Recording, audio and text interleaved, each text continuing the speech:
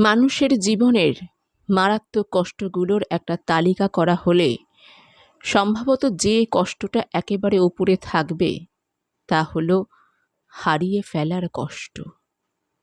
সন্তান, সঙ্গী, আত্মীয়, বন্ধু কিংবা একটা স্বপ্ন, একটা জায়গা, একটা সময় কখনোই হারাবার নয়। এমনভাবে ভালোবেসে নিজেকে আমরা এক একটা অদৃশ্য সুতোয় জড়িয়ে ফেলি। এই সুতোগুলোই যখন হঠাৎ ছিঁড়ে যায় আমাদের মনে হয় এটা বুঝি কোনো এক দুঃস্বপ্ন। হারিয়ে ফেলে কিভাবে বাঁচে? এও সম্ভব, কারণ আমরা ভালোবাসতে তো শিখি, কিন্তু ভালোবাসা বা মায়ার আসক্তি থেকে মুক্ত কিভাবে হতে হয় সেটা যে শিখি না। ছেলে মেয়েকে কোলে নিই, বুকের মধ্যে আগলে রাখি, কিন্তু নিজেকে তো শেখাই না। একদিন সে বড় হবে, ওরও নিজের জীবন হবে, অথবা আমার চোখের সামনে ও মারা যাবে। এই আলিঙ্গন, এই গায়ের গন্ধ চাইলেও রোজ পাবো না। আমরা প্রেমে পড়ি, নিজের জীবনের চেয়েও তাকে বেশি ভালোবাসি।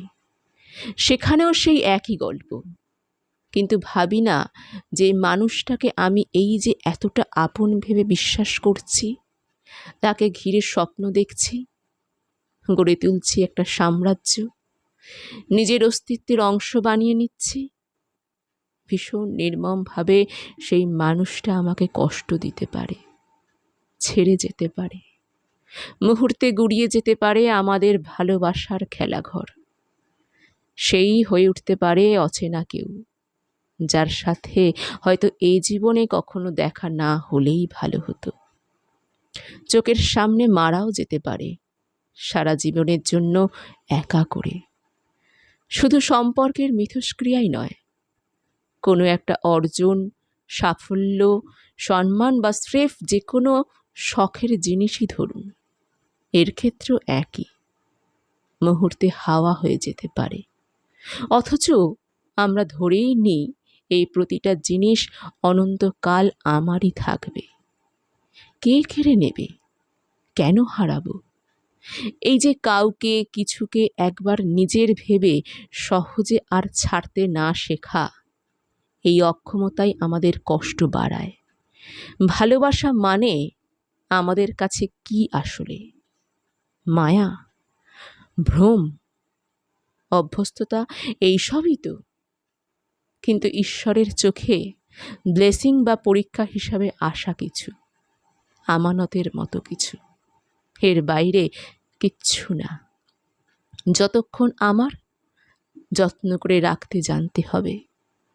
ঈশ্বর কেড়ে নিলে ছেড়ে দিতে জানতে হবে, এবং তাঁরই ওপর ভরসা রাখতে হবে যে এর চেয়ে উত্তম কিছু দিয়ে তিনি আমাদের এই ক্ষত সারাবেন।